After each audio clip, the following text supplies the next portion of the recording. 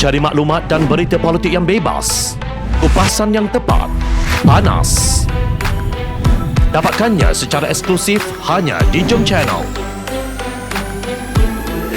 Komitmen kami, rentasan berita Isnin hingga Jumaat.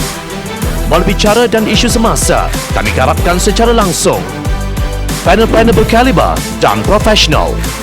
Interaktif, pandangan anda kami raikan. Jangan lupa bersama kami di setiap hujung minggu dalam edisi khas mingguan. Jom Channel, moving forward, sharing a new experience.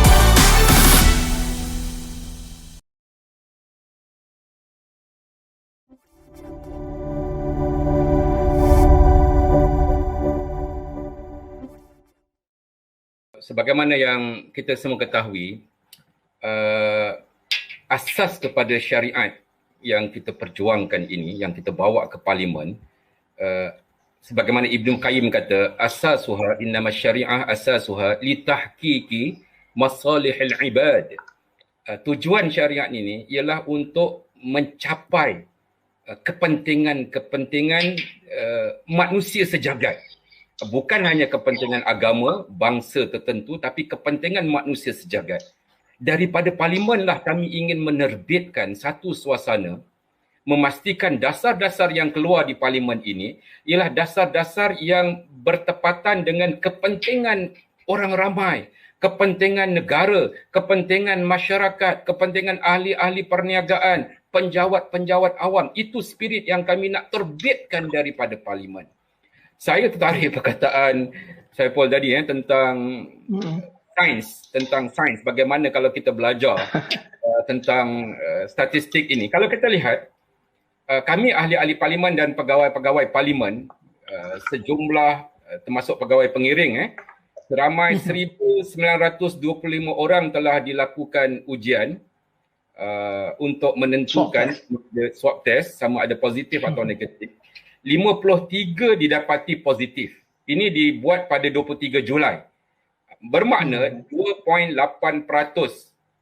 mereka yang diuji itu yang dikatakan akan terlibat dengan Dewan, 2.8% didapati positif, tetapi mereka dihalang untuk masuk parlimen dan pada hari itu, pada hari Jumaat kan, so pada hari Isnin dibenarkan parlimen bersidang untuk melaksanakan tugas kami. Itu ujian besar-besaran yang dibuat pada hari Jumaat sebelum hari Isnin yang pertama 26 hari bulan. Tetapi kalau kita lihat, tiba-tiba pada hari Khamis 29 Julai, kami diarahkan berhenti sidang parlimen kerana ada tanda-tanda gejala ini pada beberapa individu, lalu diarahkan untuk buat test semua sekali. Dan jumlah mereka kali ini ialah 1,183. 11 orang didapati positif, menunjukkan 0.9% positif. Tadi 2.8% parlimen dibenarkan bersidang pada 26 hari bulan. Tetapi pada 29 hari bulan didapati 0.9%, lalu tidak dibenarkan bersidang pada hari Isnin, hari ini. Ini menunjukkan satu kebingungan dalam kita melihat statistik keputusan di mana sainsnya. Saya baru-baru ini di Masjid Kajang sebelum sembahyang Hari Raya Adil Adha, 2 hari sebelum Hari Raya, diumumkan pegawai Masjid Kajang itu kena positif beberapa orang. Lalu ada pengumuman mengatakan masjid ditutup dan tidak dibenarkan sembahyang raya untuk tahun ini, sembahyang raya haji. Sebagai ahli parlimen yang berdekatan, saya kontak Pak Id, pejabat agama Islam daerah, saya kontak Majlis Agama Islam, saya kontak pengarah agama Islam Selangor. Saya kata, kalau ada pegawai kita di masjid itu yang kena positif, minta mereka semua berundur, kita hantar tim lain untuk mentadbir masjid dan sanitize lah bangunan masjid itu, permis masjid itu, sehingga boleh diadakan sembahyang raya. 2 hari lagi sempat kita sanitize. Begitu, dan akhirnya alhamdulillah pandangan ini diterima dan akhirnya dapat dilaksanakan. Boleh diselesaikan masalah. Begitu juga di parlimen, apakah tidak ada penjawat-penjawat awam yang terfikir bahawa kalau ada benda itu kita sanitize dan pastikan yang positif jangan datang dan kita teruskan. Sebab tidak ada pengumuman PKPD dalam parlimen dan sepatutnya boleh. Jadi sebab tu saya ingin mengatakan Bila terhalangnya kami, maka kami tidak boleh bawa suara rakyat. Kami nak bawa suara rakyat, nak bincangkan perjalanan. Sebab bayangkan, Menteri Undang-Undang tiba-tiba kata dah diputuskan dalam kabinet. Kami pun bertanya, apakah yang di Pertuan Agong? Dan sebab itu, dia kata nak jawab pada hari Isnin. Dan kami rasa, hari ni lah. Hari ini. Tapi rupa-rupanya berlaku apa yang berlaku. Saya tidak mahu menuduh sesiapa, tapi saya dah sebut fakta sains tadi. Sepatutnya tidak ada sebab untuk dihalang supaya Menteri Agama, Menteri Undang-Undang itu mampu untuk menerangkan, sebab yang di Pertuan Agong telah menzahirkan duka cita dalam bahasa yang ialah telah murka. Dan penjelasan sangat memalukan.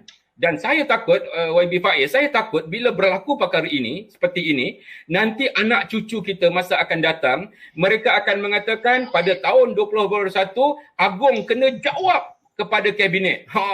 Dan nanti kuasa yang di Pertuan Agong, yang saya sangat kagum sebab yang di Pertuan Agong tahu limitation dan batas-batas kuasanya.